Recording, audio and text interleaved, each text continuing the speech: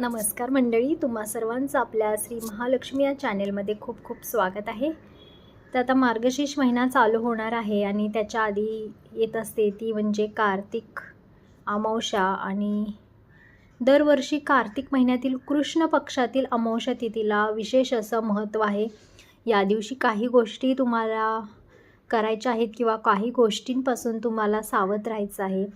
आणि या दिवशी कोणत्या गोष्टी तुम्ही केल्या पाहिजेत आणि कोणत्या गोष्टी तुम्ही या दिवशी टाळल्या पाहिजेत याची सविस्तर माहिती या व्हिडिओतून आज आपण पाहणार आहोत. तुम्ही जे आपल्या चॅनेलला सपोर्ट करत आहात त्याबद्दल तुम्हा सर्वांचे खूप मनापासून धन्यवाद करते मी. आणि असंच आपल्या चॅनेलला लाईक, शेअर आणि सबस्क्राईब करत राहा. तर बघा मित्रांनो, प्रत्येक महिन्याची अमावस्या ही आपल्यासाठी विशेष असते, पण आता येणारी कार्तिक महिन्यातील अमावस्या ह्याला देखील विशेष असं महत्त्व आहे. कारण आता मागची अमावस्या जी झाली त्या दिवशी आपण माता लक्ष्मीचं पूजन केलं. आपण सर्वांनी दिवाळीमध्ये लक्ष्मी पूजन त्या दिवशी केलं. तर तशीच ही अमावस्या ही देव दीपावली म्हणून साजरी केली जात असते आणि ही आता 1 डिसेंबर रोजी आहे. तर धार्मिक मान्यतेनुसार या अमावस्येला देवांची दीपावली म्हणून साजरी करत असतात, देव दीपावली. त्यामुळे आपण देखील या दिवशी काही नियम पथ्य पाळायचे आहेत. तर बघा मित्रांनो, धार्मिक मान्यतेनुसार अमावस्येच्या दिवशी आपण सर्वजणच मानत असतो की पूर्वज हे आपल्या पृथ्वी लोकावर येत असतात. त्याप्रमाणे या कार्तिक अमावस्ये दिवशी सुद्धा आपल्याला पितरांसाठी आपल्या काही उपाय करायचे आहेत. त्यांच्यासाठी आपल्याला त्यांची पूजापाठ या दिवशी आपल्याला करायचं आहे. तुम्ही या दिवशी पितरांसाठी जे काही पितृपंधरवड्यात करता त्या गोष्टीसुद्धा या दिवशी काही लोक करत असतात, ज्यांचं राहिलेलं आहे पितृपंधरवड्यामध्ये करणं.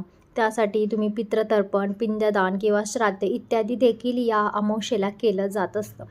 तर या अमावस्ये दिवशी आपल्या पूर्वजांचं स्मरण करायचं असतं.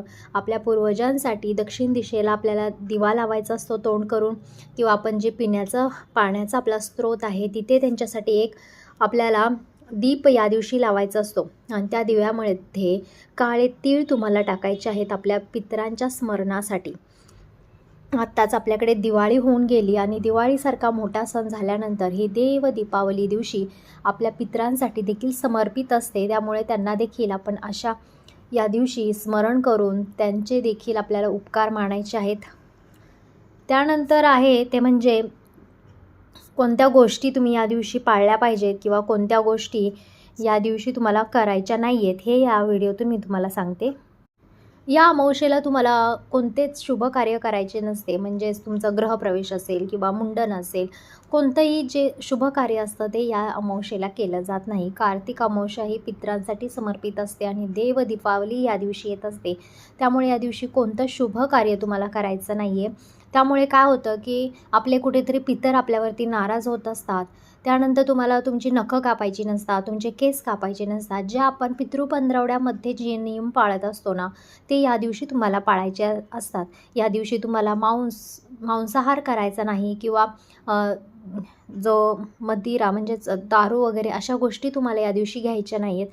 त्यामुळे तुमचे पितर नाराज होत असतात आणि कुठेतरी माता लक्ष्मीसुद्धा तुमच्यावरती नाराज होऊ शकते जर तुम्ही अशा गोष्टी या दिवशी केल्या तर. कारण मागच्या अमावस्येला आपण माता लक्ष्मीचं पूजन केलं होतं आणि ही कार्तिक महिन्यातील अमावस्या आहे. त्यामुळे इथे पण आपल्याला माता लक्ष्मीचं स्मरण करायचं आहे. त्याचबरोबर आपल्या पितरांचं स्मरण या दिवशी करायचं असतं. आणि त्यानंतर तुम्हाला तुमच्या पितरांसाठी या दिवशी तुम्हाला झाडू खरेदी करायचा नाही. झाडूमध्ये माता लक्ष्मी असते आणि या अमावस्येला तुम्हाला झाडू खरेदी करणं हे अशुभ मानलं जात असतं. ही याची विशेष काळजी तुम्हाला या दिवशी घ्यायची आहे. त्यानंतर या दिवशी घरामध्ये कोणतेही भांडण, कलह अशा गोष्टींपासून तुम्ही लांब राहायला पाहिजे. घरात एकदम शांत वातावरण तुमच्या राहिलं पाहिजे. तेव्हाच तुमचे येणारं पुढचे जे काही दिवस आहेत ते चांगले जात असतात. आपण बोलतो आपल्या मागे 7.7 लागले, ते याच दिवसापासून लागत असते की जर तुम्ही अशा अमावस्येला किंवा कोणत्याही अशा दिवशी जर तुम्ही घरामध्ये भांडणं, कलह करत असाल तर तुमच्या मागे 7.7 लागायला वेळ लागत नाही. कारण हाच तो दिवस असतो ज्या दिवशी ज्या नकारात्मकताचे पसरत असते आपल्या आपल्या या पृथ्वी तलावरती, ती याच दिवस असतो. या दिवशी नकारात्मकता करणारे सुद्धा खूप लोक असतात.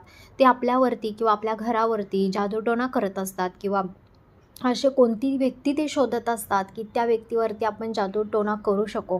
या दिवशी तुम्हाला असं सुनसान जागेवरती जायचं नाही जेव्हा अमावस्या चालू होत असते तेव्हा. त्यानंतर तुम्हाला कोणत्याही स्मशानभूमीमध्ये या दिवशी तुम्हाला जाणं टाळलं पाहिजे. आणि जर तुम्हाला काही कारणास्तव जाणं भाग असेल तर आल्यानंतर तुम्हाला स्नान करायचं आहे. घरामध्ये यायच्या आधी तुम्हाला बाहेर पायावरती तुम्हाला पाणी घ्यायचं आहे. तुमचं घर अख्खं गोमूत्र शिंपडून तुम्हाला स्वच्छ करायचे आहे. तुमचे जे तुम्ही स्मशानातून आला असाल तर ते कपडे तुम्हाला सेपरेट भिजत घालायचे आहेत अंघोळीच्या आधीच. आणि मग तुम्हाला शुद्ध गंगा जल टाकून तुम्हाला स्नान करायचं आहे. गोमूत्र टाकून तुम्हाला स्नान करायचं आहे. आणि अशा पद्धतीने तुम्ही या दिवशी तुमचं घर अगदी पवित्र करायचं आहे. कारण या दिवशी नकारात्मकतेचा वास खूप असतो आणि हा पटकन आपल्या घरामध्ये शिरत असतो. आपल्या घरातल्या माणसांमध्ये तो शिरत असतो आणि आपल्या घरामध्ये कलह भांडणं होत असतात. आणि आपल्या घरातलं कोणतंच मग काम व्यवस्थित होत नाही. मग आपण बोलतो माझ्या मागे काय साडेसाती लागली. अशा पद्धतीचं मग वातावरण आपल्या घरात तयार होत असतं. त्यामुळे याची विशेष काळजी तुम्हाला घ्यायची आहे. या अमावस्येला तुम्हाला कुठेही अशा सुनसान जागेवरती जायचं नाही, याची काळजी घ्यायची आहे. जर तुमच्या घरात लहान मुलं असतील तर त्यांना देखील तुम्हाला अशा जागेवरती नेणं तुम्हाला टाळायचं आहे. तर या दिवशी तुम्हाला पितरांसाठी दीप लावायचा आहे. तुम्हाला पिंपळाच्या झाडाखाली आपल्या पितरांसाठी या दिवशी रात्री तुम्हाला दिवा लावायचा आहे. आणि मुख्य म्हणजे आपल्या पितरांचं स्मरण करायचं आहे. तुम्हाला या दिवशी अन्नदान करायचं आहे. कोणतंही दान तुम्ही करू शकता. पैशाचं असेल, अन्नाचं असेल. तुम्ही तुमच्या पितरांच्या स्मरणार्थ हे दान करायचं आहे.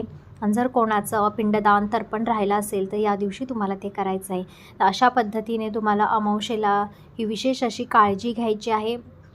तर आजचा हा व्हिडिओ इथे संपवते. आणि ही जर माहिती तुम्हाला आवडली असेल तर आपल्या चॅनलला लाईक, शेअर आणि सबस्क्राईब करायला विसरू नका.